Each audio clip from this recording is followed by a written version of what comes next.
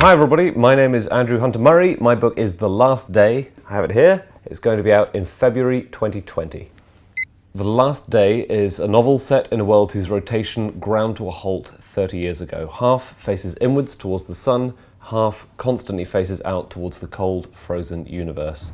That all happened 30 years ago and the world has changed substantially in that time. It's that if we don't get our act together, everything in it is going to happen, with the possible exception of the planet's rotation grinding to a halt. I think you would listen to Children of the Revolution by T-Rex on repeat.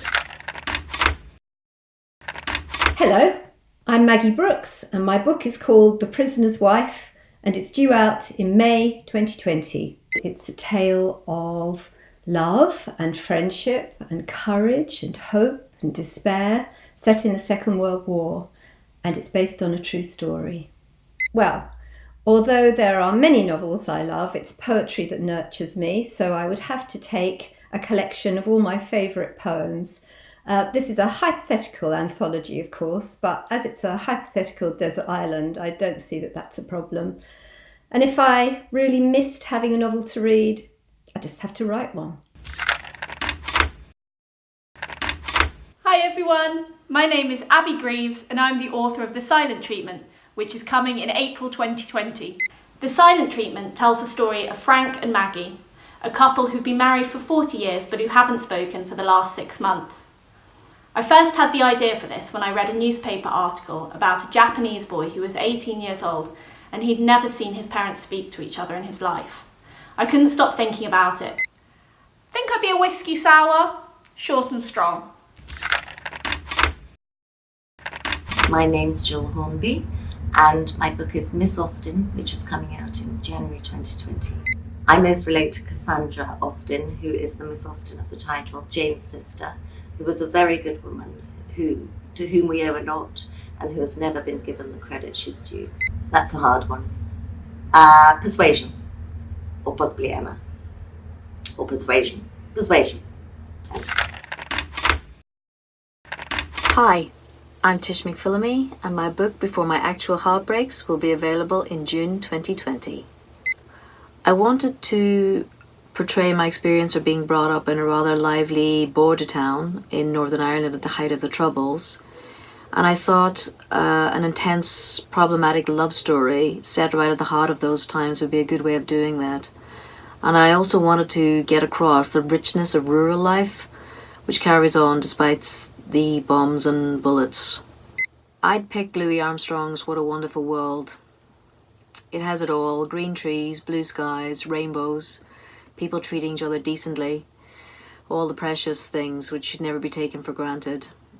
Also, it brings the house down at karaoke, which is a very useful life skill. Hi everybody, my name is Anika Scott and I am thrilled and honored to introduce you to my debut novel, Finding Clara. It's about a German woman being hunted as a war criminal through the ruins of post-war Essen, Germany, where I live. There's a cliff, and along the cliff edge are openings into old abandoned coal mines. And I would look through these bars and just wonder, what is back there? What is that like? It's this mysterious, dangerous place. And of course, me being a writer, the first thing I thought of was, wouldn't that make a great setting for a story? I believe that we live in the best time, especially for somebody like me, a woman of color. But if I had a time machine and I could go anywhere I wanted to, I think I would choose ancient Rome. Hello, my name is Pandora Sykes and my book is the essay collection How Do We Know We're Doing It Right, and it's out in July 2020. Curious, broad and contemporary. You don't have writer's block, you have a deadline. And that was via my podcast co-host, the author Dolly Alderton, passed on from her best friend, Farley.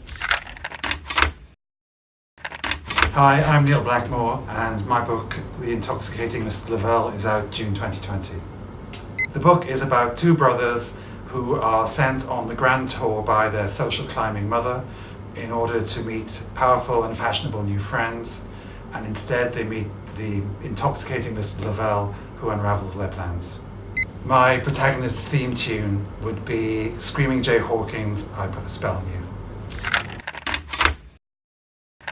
My name is Eley Williams, and the idea for the Lies Dictionary really came out of thinking around how we interact with dictionaries. Are they these, as I thought, monolithic, static, immutable, slightly restrictive tomes that command respect from those that use them or seek to use them?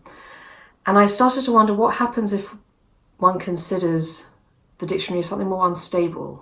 Mountweasel is the word given to fake entries that have been inserted into encyclopedias and dictionaries as copyright traps.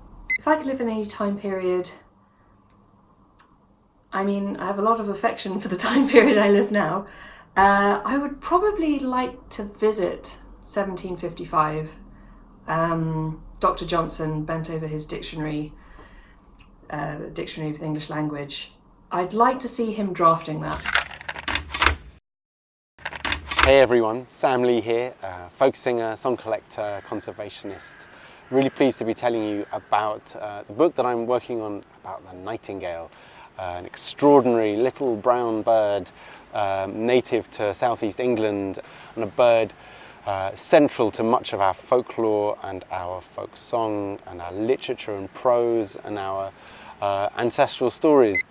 I think probably the thing that I'm most known for is really as a singer, but also as a song collector. And I've spent many years travelling across Great Britain and Ireland, and indeed further afield, recording the songs of communities, particularly in the UK, from the Irish travellers, the Scots travellers and the English gypsies, who are the last keepers of old song and the oral traditions of Great Britain.